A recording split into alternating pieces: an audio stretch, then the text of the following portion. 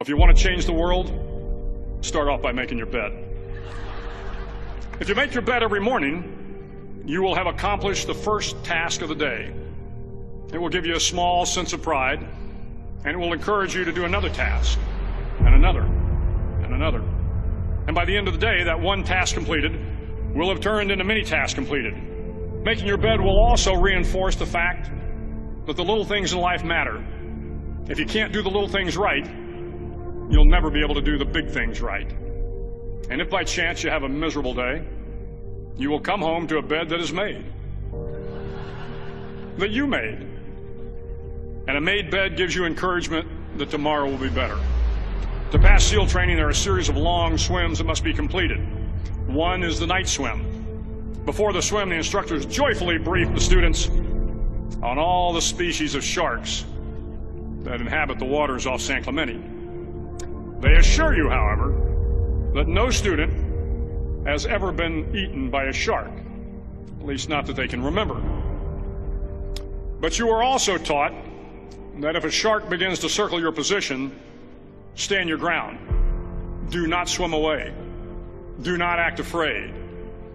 And if the shark, hungry for a midnight snack, darts towards you, then summons up all your strength and punch him in the snout, and he will turn and swim away.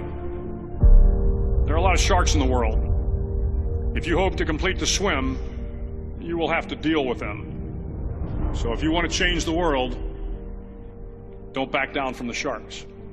Over a few weeks of difficult training, my SEAL class, which started with 150 men, was down to just 42. There were now 6 boat crews of 7 men each.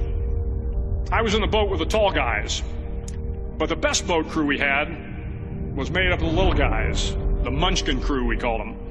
No one was over 5'5". The Munchkin boat crew had 1 American Indian, 1 African American, 1 Polish American, 1 Greek American, 1 Italian American, and 2 tough kids from the Midwest. They out-paddled, outran, and outswam all the other boat crews. The big men in the other boat crews would always make good-natured fun of the tiny little flippers the Munchkins put on their tiny little feet prior to every swim.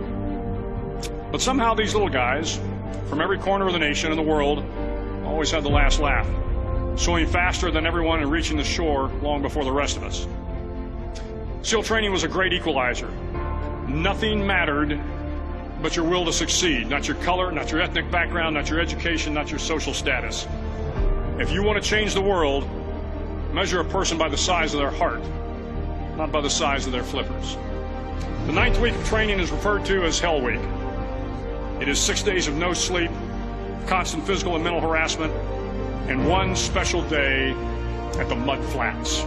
The Mud Flats are an area between San Diego and Tijuana where the water runs off and creates the Tijuana Sloughs, a swampy patch of terrain where the mud will engulf you. It is on Wednesday of Hell Week that you paddle down to the Mud Flats and spend the next 15 hours trying to survive the freezing cold, the howling wind, and the incessant pressure to quit from the instructors.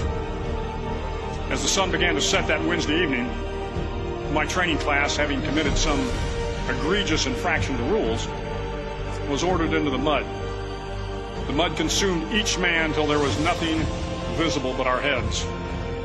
The instructors told us we could leave the mud if only 5 men would quit.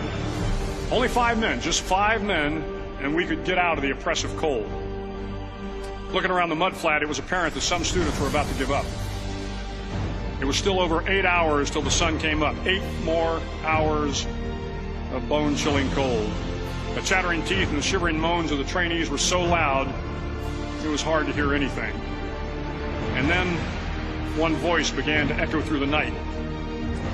One voice raised in song. The song was terribly out of tune, but sung with great enthusiasm. One voice became 2, and 2 became 3, and before long, everyone in the class was singing.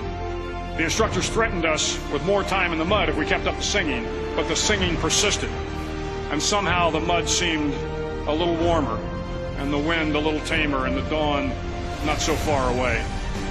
If I have learned anything in my time traveling the world, it is the power of hope, the power of one person, a Washington, a Lincoln, King, Mandela, and even a young girl from Pakistan, Malala. One person can change the world by giving people hope. So if you want to change the world, start each day with a task completed. Find someone to help you through life. Respect everyone. Know that life is not fair and that you will fail often.